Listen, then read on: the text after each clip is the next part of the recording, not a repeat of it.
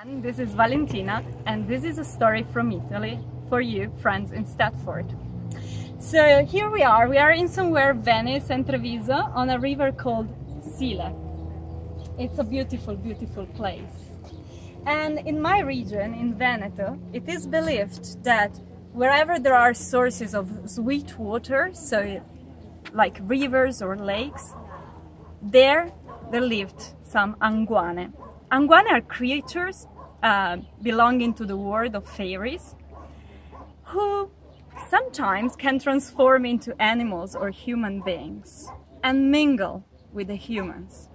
And it is believed as well that the fairies, these anguane, are the ones who taught people how to transform the milk into butter or cheese. And sometimes these creatures, they transform into humans and they marry human beings. And this is a story that goes like this. So there was a man called Beppe, and he met this beautiful, beautiful woman on the banks of a river. And he immediately fell in love with her green eyes, with her long dark hair. And he immediately knew that this was the woman he wanted to marry. And so he went to the river every day for a week, and every day for 2 weeks, and every day for a month, till he finally found the courage to ask her out. And she was a bit shy, but eventually she said yes. And she also fell in love. And she finally agreed to marry him. But she put a rule to the marriage. She said, "You never have to touch me with the back of your hand." "Well, if you want such a small thing," said Beppe, "it's fine, of course, whatever you want, no problem." And so they got married, and their life was so beautiful and it kept flourishing day after day. They had a child, and then they had a daughter, and he became a very, very famous dairyman. So his butter was the best in the area. His cheese was so tasty and you can smell it miles away. And people were coming to his town and to his shop to buy the best cheese in the area.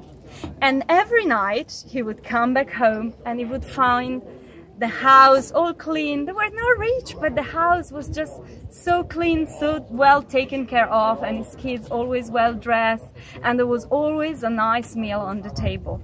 He was such an happy man. But one night, it was winter, and he arrived back home, and there was the fire in the fireplace, and his wife was really, really tired, and he was all sweaty from making the fire and making the meal, the dinner for the evening. And he felt, but seeing her with his cheeks all red and the face all sweaty, he felt such tenderness for her that he went close to her and he touched her face, her cheek with the back of his hand. Just a normal tender gesture to take her sweat away. But that night she disappeared.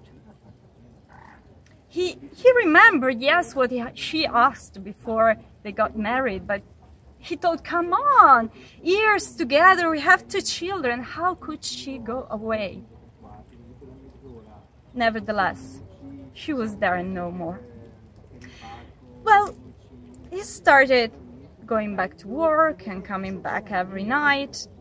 And the strange thing is that even if his wife was not there, the kids were well dressed, there was always a meal on the table, and the house was well taken care of, always tidy, always nice. And he thought, what a good wife I had. She really taught my children how to take care of the house. And day after day, the same thing happened. The house was tidy, the kids were clean, a meal on the table. Till one day, he started to be a little bit suspicious. And he asked his kids, "But who does all this thing? Who did this pie that is on the table? This is a very hard dish to make." And the kids said, "Well, you know, it was Mom." "Mom?" "Yeah, Mom comes every night." "Where does she eat?" she hid under the stone out of the house. He thought this was very strange. So the next day he was curious and he decided to come back earlier from work. And he entered the house and he saw her, so beautiful, with their hair all in a bun. And she was washing dishes and cleaning and cooking. But the moment she saw him, well, she transformed into a snake and she ran out of the door. And he went following her. But he understood and he let her go under the stone without taking her or without killing the snake. He understood that she was an iguana and that he didn't follow the rules of these creatures, and now she had to let her go. But from that day on, the house was always a mess and he had to cook dinner when he came back home. So thank you everyone. This was a story about iguane from Italy. I'm Valentina and I say hi to all you in Stedford. Thank you.